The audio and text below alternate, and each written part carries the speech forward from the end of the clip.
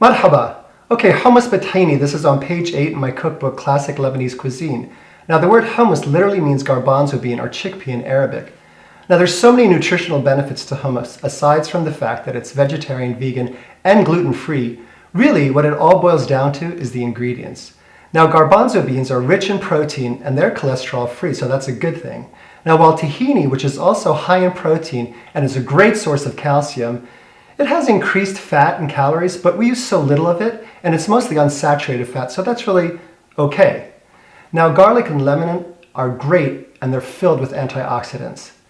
And the last thing, once we usually finish hummus, we always garnish it with olive oil, which is a healthy fat. It has high monosaturated fats, which help regulate cholesterol.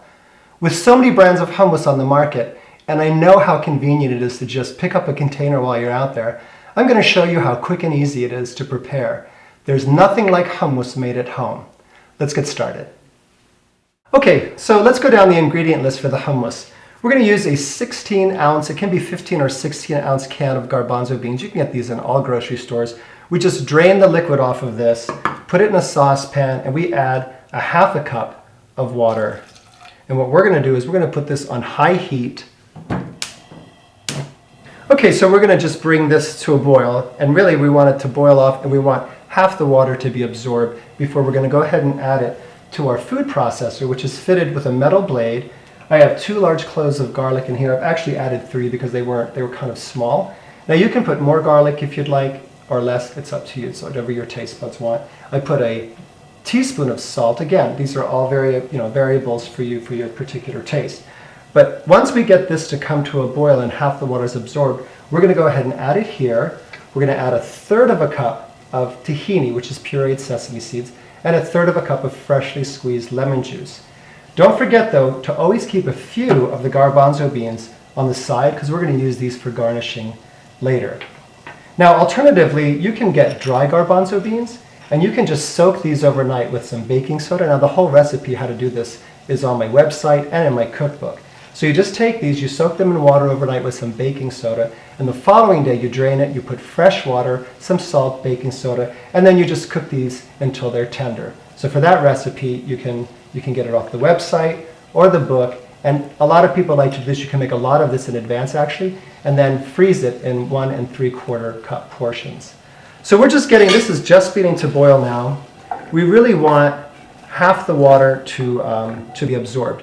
Now, if you want thin, like hummus that's a little thinner, if you want to use it like a more of a sort of a sauce or something, then leave the water. And if you want it thicker, let most of the water absorb. But you don't want too much of the water to get absorbed because then the hummus gets so thick, and then when it's trying to process, it becomes very grainy. And you really want it to have a smooth texture to it.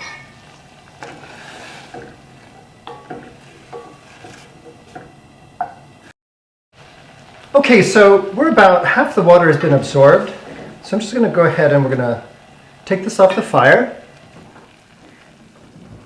And we're going to add it to our food processor.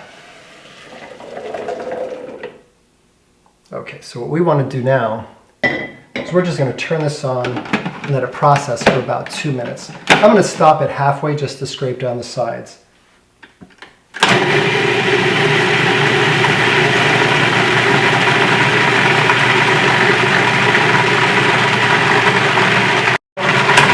I'm going to go ahead this is about halfway through, it's been about a minute. I just want to go ahead and scrape down the sides, and then we're going to process it for about 1 additional minute before we add the tahini and the lemon. Okay.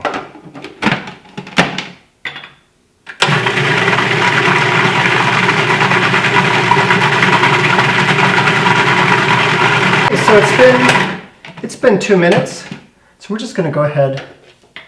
We're going to add our tahini.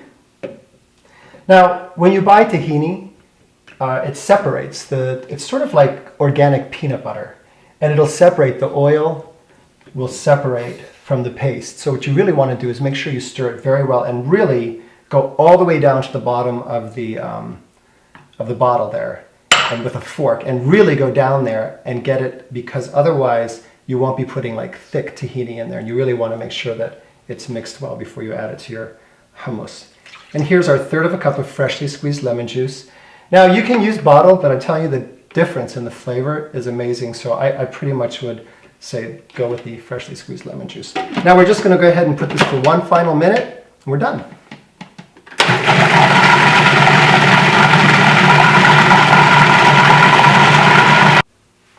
Look how beautiful that is.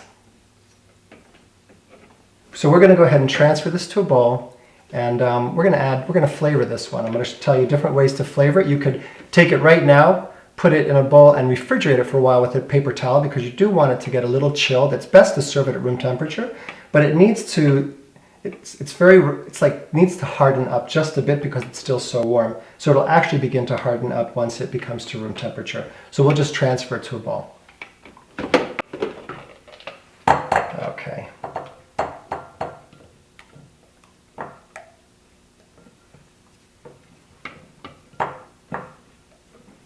Okay, so now the hummus has come to room temperature. So now you can go ahead at this point and refrigerate it and keep it there for a couple days if you're not going to use it yet. Or you can flavor it and make it into other types of variations of the hummus. They're all in my cookbook and they're also on my website, cookingwithkamal.com, so you can check those out. Now today the way I'm going to flavor it, because I just happen to be really craving this, is I'm going to put sun-dried tomatoes. So you take your sun-dried tomatoes, you really want to drain them well, you want to get the oil off of them, and then coarsely chop them. This is about 3/4 cup. I'm going to go ahead and add that. And then you just go ahead and mix that in. Now if you have all the oil from the sun-dried tomatoes, it's going to make your hummus very runny, and you don't want that. There we go. You can add more if you'd like. I think 3/4 cup is kind of good. It's a good distribution of it. I absolutely love the flavor of this. And then we're going to go ahead and platter it. I always put my hummus dead center in a platter, and look how smooth that is. And that's because we really heated up the garbanzo beans in the beginning, and that always gives us a smoother texture. So we just go ahead, sort of distribute this. I always keep it just away from the border, and I always keep a little center mound because you want to have a little ring here that we're going to pour the olive oil into. Now use your favorite olive oil that you like, definitely an extra virgin olive oil. I use an olive oil that I get from Lebanon that I love. So this one is really quite good. So look, we just take the olive oil, put a little ring of olive oil around there, and then we take our reserved garbanzo beans. We can just put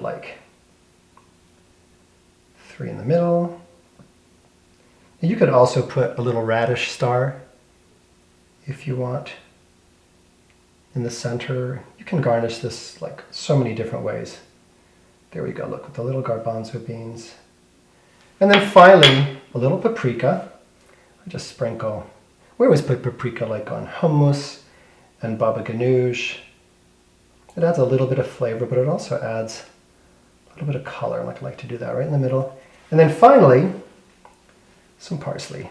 I always put, wherever I put these garbanzo beans, I always like to put just a little piece of parsley. I don't like to, I personally don't put too much. I like to keep it simple. Look at that, really pretty. Absolutely yummy. So now this you can serve with pita dippers, which is one of the recipes in the book. You can serve it with vegetables. You can serve it with sliced cucumbers, carrots, celery, whatever you'd like. Eat it with pita bread, your favorite rustic bread, hummus tahini, sahtain, double health. I hope you'll enjoy this recipe and all the recipes on my website, cookingwithkamal.com, as well as the recipes in my cookbook, Classic Lebanese Cuisine. My cookbook has full color photos of each recipe with easy-to-follow step-by-step directions. You can purchase my book at all major bookstores in the United States, Amazon.com, international online book venues, and signed copies from my online store, shopkamal.com. A signed copy of the book that also comes with a DVD with 41 tutorials such as opening kibbe, rolling dough, and even the best way to cut an onion. For your convenience, we also carry specialty ingredients and equipment at shopkamal.com. Until next time, Happy cooking, صحتين, double health.